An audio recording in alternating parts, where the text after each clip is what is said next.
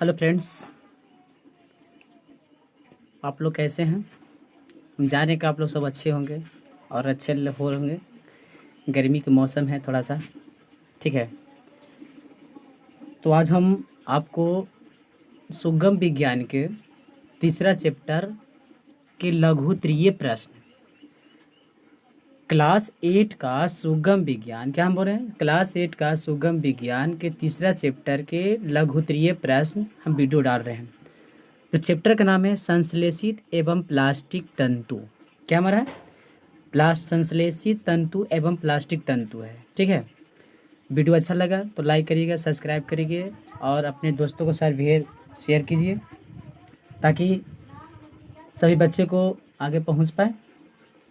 जिसमें आपका संश्लेषित तंतु का जो चैप्टर है लघुत्तरीय प्रश्न जो 8 को इसमें दिया है, 8 को हमने सॉल्यूशन करेंगे, इसमें बताएंगे।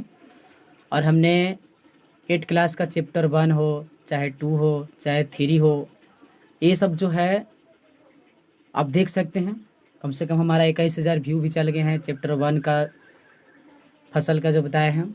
वीडियो अच्छा लगा, सब लोग ने पहुंचाए, अच्छा लगा सब्सक्राइब किया। तो आज हम बहुत दिन के बाद 8 क्लास का तीसरा चैप्टर 8 क्लास का तीसरा चैप्टर के लघुत्तरीय प्रश्न हम बता रहे हैं जो सुगम विज्ञान के हैं, ठीक है।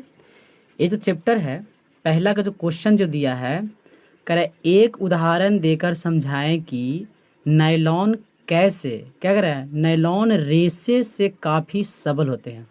सबल का मतलब होता है कि दोनों जो नायलॉन है, जो सबल मतलब नायलॉन जो काफ़ी सबल माने हाली जो रेशा जो होता है वो क्यों सबल होते हैं।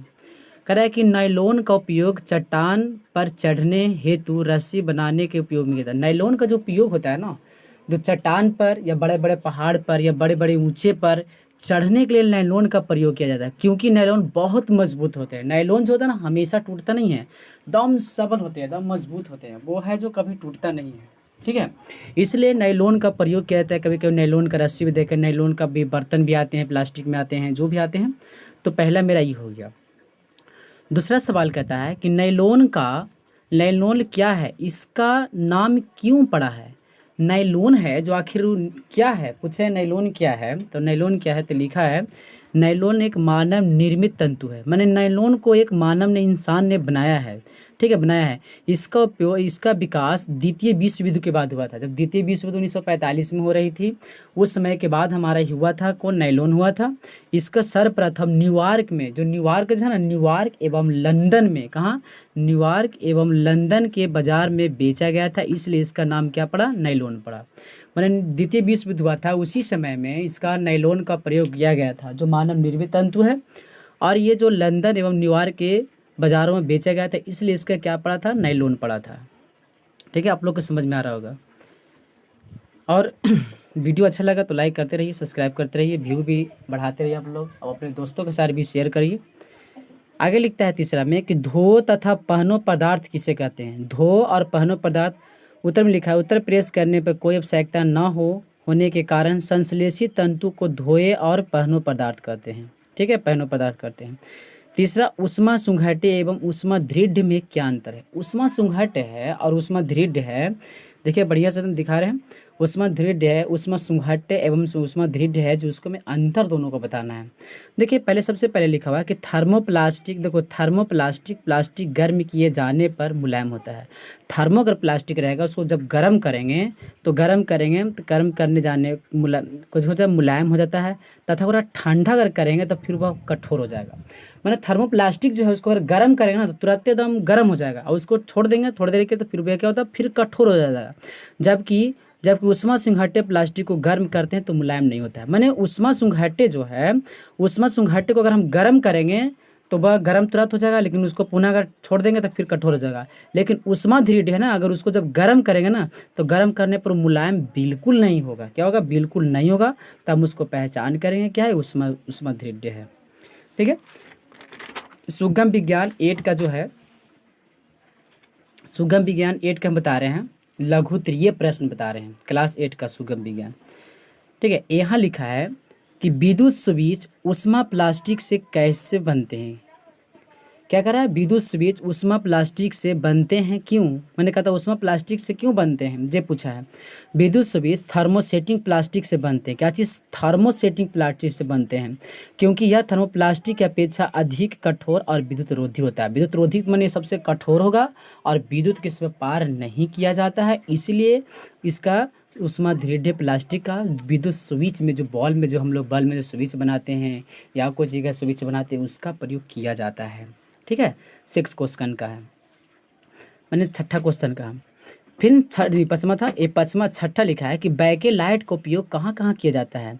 बैके लाइट जो है ना, बैके लाइट हम लोग कहाँ कहाँ प्रयोग करते हैं। बैके लाइट हम लोग सगरों उपयोग करते हैं, घरेलू उपचार हो गया या बहुत बड़ा टेलीफोन है, संचार है या बिजली है, हमारे चारों पट्टी बैके लाइट का प्रयोग किया जाता है। देखिए बैके लाइट क्या है, बैके लाइट क्या है, बैके लाइट का उपयोग विद्युत प्लग, विद्युत जो प्लग होता है ना, विद्युत के प्लग टेलीफोन, क्या हो गया, टेलीफोन स्विच उपकरण के बाहरी ढांचे, जो उसके बाहरी जो ढांचा जो होता है ना विद्युत प्लग में, उसका प्रयोग बिजली के अन्य सामान बनाने के लिए पार्ट्स के साथ साथ इसका उपयोग घरेलू बर्तन एवं टेलीविज़न में कैबिनेट बनाने में किया जाता है ना। जैसे में टेलीविज़न, टीवी का जो बाहर होता है, जो बाहर ढोका होता है, खोला होता है, या घर में और कुछ भी होता है, टेलीफोन हो गया, बिजली हो गया, ये सब उपयोग जो है हमारा बैके लाइट का प्रयोग किया जाता है। ठीक है, अगला क्वेश्चन 7 में लिखा है कि यह दर्शाएं कि प्लास्टिक प्रकृति में अक्षयकारी होते हैं, उदाहरण देना है।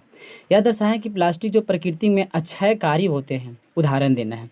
देखिए प्लास्टिक हवा और पानी से क्रिया नहीं करता है। ठीक है, प्लास्टिक जो है हवा और पानी से क्रिया करवे नहीं करता है, क्योंकि प्लास्टिक देखिए बहुत खतरनाक है। प्लास्टिक की तुम मिट्टी के अंदर डाल दीजिएगा तो हाल ही गलता नहीं है। प्लास्टिक देखिए बहुत कम यूज करना है, प्लास्टिक के भी जो भी है बहुत कम यूज़ करना है, उससे क्या हमारे बहुत से प्रदूषण भी हो रहे हैं। तो जो भी, तो प्लास्टिक जो है हवा से भी क्रिया नहीं करते हैं, इसलिए प्लास्टिक प्रकृति में अक्षयकारी होता है। क्या होता है, प्लास्टिक प्रकृति में होता है अक्षयकारी होता है। घर में प्रयोग होने वाले प्लास्टिक के डिब्बे और बाल्टी के सालों साल में प्रयोग लाए जाने के बावजूद ना हो तो उन पर जंग भी लगता है, उन पर जंग लगता है। प्लास्टिक में कभी जंग नहीं लगता है, नहीं लगता है। अब हमारा अगला क्वेश्चन जो है,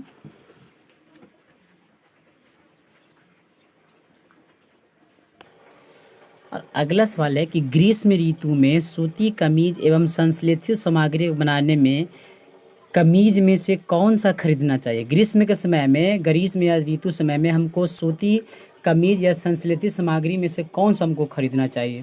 देखा, संश्लेषित तंतु वायु में अपने से होकर गुजरने नहीं देते। संश्लेषित तंतु जो है अपने हवा में से अपने गुजरने नहीं देते हैं तथा जल एवं पसीना का अवशोषण नहीं कर पाते हैं, पसीना का अवशोषण नहीं कर पाते हैं। अतः ये गर्मी के दिनों के लिए अच्छे नहीं होते हैं, इसलिए ग्रीष्म ऋतु में सूती कमीज एवं संश्लेषित कमीज में से कमीज अच्छा खरीदना चाहिए। सूती कमीज का अच्छा खरीदना चाहिए, क्योंकि सूती जो है हमारे शरीर के लिए आरामदायक होते हैं, इसलिए। ठीक है, तो ये क्वेश्चन जो था 8 को हमने लघुत्तरीय प्रश्न बता दिया है। सुगम विज्ञान क्लास 8 का जो चैप्टर 3 है संश्लेषित तंतु एवं प्लास्टिक के बारे में। ठीक है, देखिए इसको अपना स्क्रीनशॉट भी ले सकते हैं, ये पूरा है तीसरा का चैप्टर 3।